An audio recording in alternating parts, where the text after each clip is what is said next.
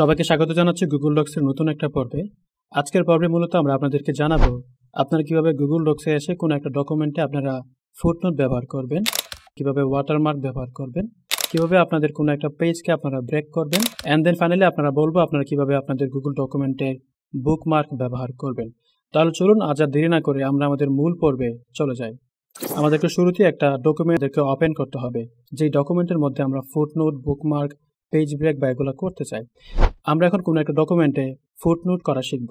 Suppose আমি এটুকু select করলাম, এটুকু সিলেক্ট করার পর আমি ইনসার্টে যাব। ইনসার্টে যাওয়ার পরে এই যে দেখতে পাচ্ছেন ফুটনোট, সেই ফুটনোটে আপনারা একটা ক্লিক করে দিবেন।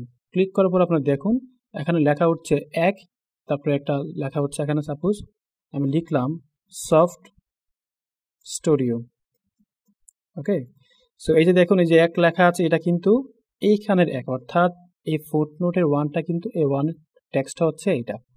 তাহলে আপনারা এখান থেকে শিখতে পারেন আপনারা কিভাবে ফুটনোট ব্যবহার করবেন কোনো একটা ডকুমেন্টে। এরপরে মূলত আমরা আপনাদেরকে বলবো কিভাবে আপনারা গুগল ডক্সের পুরো একটা পেজের মধ্যে আপনারা ওয়াটার মার্ক ব্যবহার করতে পারবেন।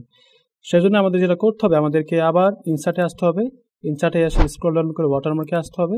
এসে তারপরে আপনারা এখানে দেখতে পাচ্ছেন আপনি কি ওয়াটারমার্ক দিবেন, একটা পেজ দিবেন, আপনাকে কোনো একটা লোগো দিবেন, নাকি আপনার একটা ছবি দিবেন ওয়াটারমার্ক হিসেবে, বা এখানে আছে হচ্ছে টেক্সট। আপনি চাইলে কিছু লিখে কিন্তু আপনি ওয়াটারমার্ক করতে পারেন। আমি এখানে লিখলাম সফট স্টুডিও। ওকে, তাহলে দেখুন এখানে কিন্তু লেখাটা উঠে গিয়েছে সফট স্টুডিও একটা ওয়াটারমার্ক আকারে। অ্যান্ড দেন আপনি চাইলে কিন্তু তার যে ফন্টটা আছে আপনি ফন্টটা কিন্তু আপনি চেঞ্জ করতে পারবেন। আপনি চাইলে কিন্তু তার ফন্টটা বাড়াতে কমাতে পারবেন। এই দেখুন এখানে বাড়ছে কমছে, আপনি চাইলে বোল্ড ইটালিক করতে পারবেন। ওকে, অ্যান্ড দেন আপনি যদি চান তাহলে কিন্তু এই যে দেখতে পাচ্ছেন এটা একটু ব্ল্যাকিশ টাইপের, আমি কিন্তু আরেকটু মিশিয়ে দিতে পারি, ট্রান্সপারেন্ট করতে পারি। আপনি চাইলে কিন্তু এরপরে আপনার এই যে এটা আপনি কিন্তু ডায়াগোনালি করতে পারেন, হরিজন্টালি করতে পারেন। আমি এখানে ক্লিক করলাম, এই দেখুন এটা হরিজন্টালি কিন্তু হয়ে গেল। তারপর যদি আপনি চান আপনি কিন্তু এই যে ওয়াটারমার্কটা আছে সেটা কিন্তু টেক্সটের নিচে বিহাইন্ড টেক্সট অথবা ইন ফ্রন্ট অফ টেক্সট করতে পারেন। করে আপনি এখানে ডান ক্লিক করলে এটা কিন্তু এখানে ওয়াটারমার্কটা পড়ে যাবে। দেখুন এই দুই পেজে কিন্তু একটা ওয়াটারমার্ক পড়ে গেল। অ্যান্ড দেন আমরা আপনাদেরকে বলবো আপনারা কিভাবে গুগল ডক্সে এসে আপনারা মূলত আপনাদের পেজ ব্রেক করতে পারবেন।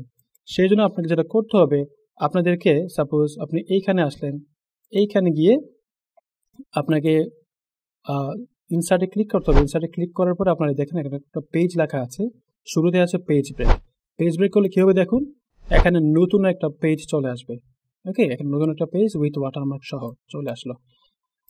যেহেতু আমরা আমাদের আগের সেকশনে আমরা ওয়াটারমার্কটা দেখিয়েছি, তাই সেটা অটোমেটিক্যালি ওয়াটারমার্কটা নিয়ে নিয়েছে। ওকে, এরপরে সেকশন ব্রেকটা কি, আমাদের সেকশন ব্রেকটা কেন লাগে? আপনারা সেকশন ব্রেক ব্যবহার করার মাধ্যমে আপনারা নতুন করে পেজ নাম্বার সেট করতে পারবেন, এবং সেকশন ব্রেকের আরও অনেকগুলা গুরুত্বপূর্ণ কাজ আছে, এগুলা আপনারা আস্তে আস্তে আশা করি জেনে যাবেন। অ্যান্ড দেন আমরা চাইলে কিন্তু আমাদের যে লাস্ট পার্ট সেটা হচ্ছে কীভাবে বুকমার্ক অ্যাড করতে হয়। সেজন্য আপনাকে যেটা করতে হবে, আপনাকে আগে সিলেক্ট করতে হবে আপনি কোন লাইনে বুকমার্ক করতে চান। আপনি সাপোজ আমি এটাকে সিলেক্ট করলাম, সিলেক্ট করার পরে আমি ইনসার্টে গেলাম। ইনসার্টে যাওয়ার পরে জাস্ট বুকমার্কে ক্লিক করে দিলাম। দেখুন এখানে কিন্তু একটা বুকমার্ক অ্যাড হয়ে গেল। সেই ছিল মূলত আমাদের এই আজকের ভিডিও। সবাই অনেক কিছু ভালো থাকবেন। আজকের মতো এখানেই বিদায় নিচ্ছি। Bye bye.